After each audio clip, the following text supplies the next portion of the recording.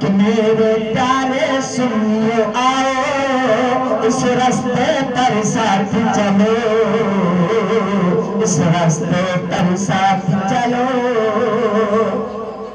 میرے پیارے سنیو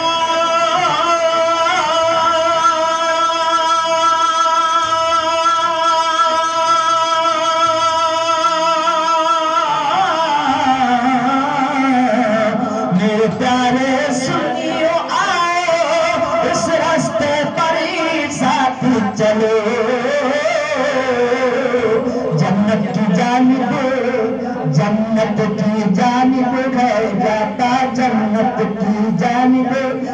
جاتا راستہ امام جعفر کا،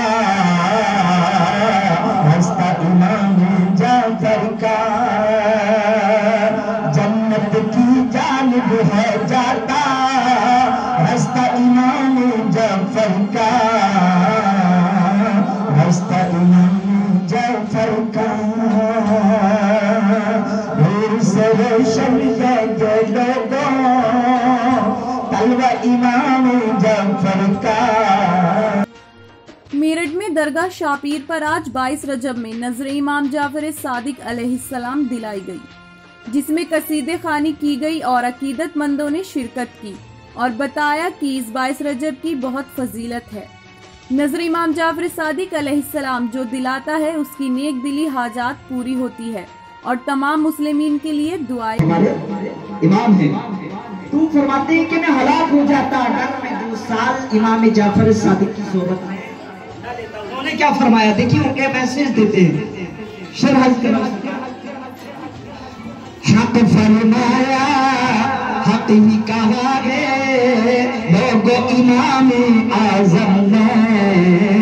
لوگو امام اعظم نے، حق فرمایا حق ہی کہا ہے لوگو امام اعظم نے، لوگو امام اعظم نے۔ میرا نام سید احمد علی ہے، جو میں خانوادہ شتاریہ سے ہوں، جو حضرت شابی صاحب رحمۃ اللہ تعالیٰ علیہ جو آپ کی جو مزار شریف میرٹھ میں ہے، اور یہ میرٹھ میں شاہ پیر دروازہ جو انہی کے نام سے منسوب ہے۔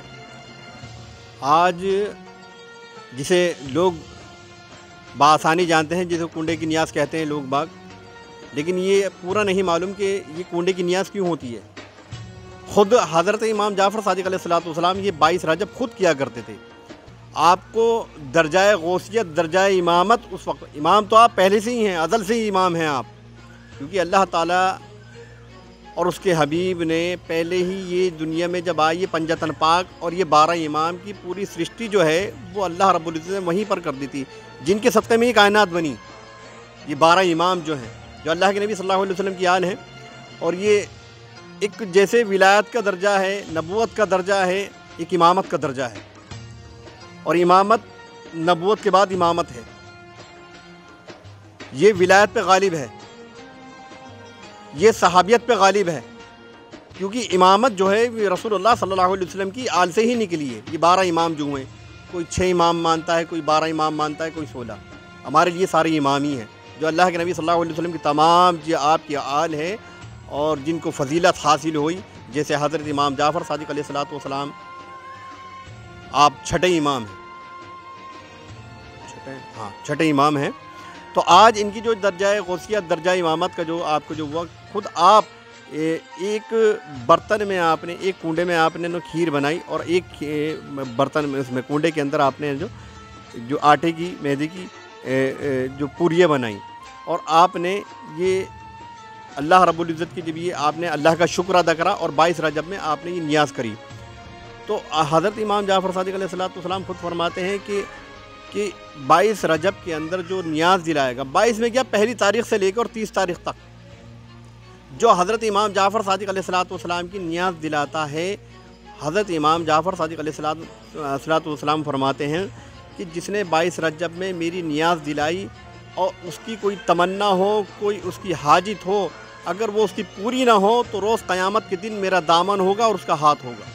یہ امام جعفر صادق علیہ السلام اس کے ضامن ہیں، اس نیاز کے، اور یہ اسی وجہ سے لوگ نیاز کراتے ہیں امام جعفر صادق علیہ السلام کی، اور اگر یہ بھی نہ ہوتی جب بھی ہم نیاز دلاتے ہیں، کیونکہ ہمارے امام ہیں، اور خاص کر میرے لیے تو یہ ہے کہ میں امام جعفر صادق علیہ السلام کی آل سے ہی ہوں، میں جعفری سادات میں سے ہوں، اور تمام جو غلامان سادات ہیں اور جو آل رسول ہیں وہ حضرت امام جعفر صادق علیہ السلام کی نیاز کرتے ہیں، اور جو اللہ کے نبی صلی اللہ علیہ وسلم کی اہل بیت سے آپ کی آل سے محبت کرتے ہیں وہ نیاز دلاتے ہیں۔ جن کو اللہ کے نبی صلی اللہ علیہ وسلم کی آل سے محبت نہیں، جو اللہ کے نبی سے محبت نہیں اور اللہ رب العزت سے محبت نہیں، وہ ان چیزوں کو نہ مانتے نہ اور بدعت اور شرک میں پھاڑ کرتے ہیں۔ جیسے اللہ رب العزت نے قرآن میں فرما دیا وَاعْتَصِمُوا بِحَبْلِ اللَّهِ جَمِيعًا وَلَا تَفَرَّقُوا، پکڑ لو اللہ کی رسی مضبوطی سے اور تفرقہ مت پھیلاؤ۔ کیا ہے اللہ کے نبی صلی اللہ علیہ وسلم کہ اللہ رب العزت نے کیا قرآن میں فرمایا؟ پکڑ لو اللہ کی رسی مضبوطی سے۔ کیا ہے اللہ کے نبی کیا فرمایا ہے؟ کیا ہے رسی؟ کیا ہے؟ قرآن اور نبی کی آل کہ سرکار نے فرمایا کہ میں تمہارے پاس دو چیزیں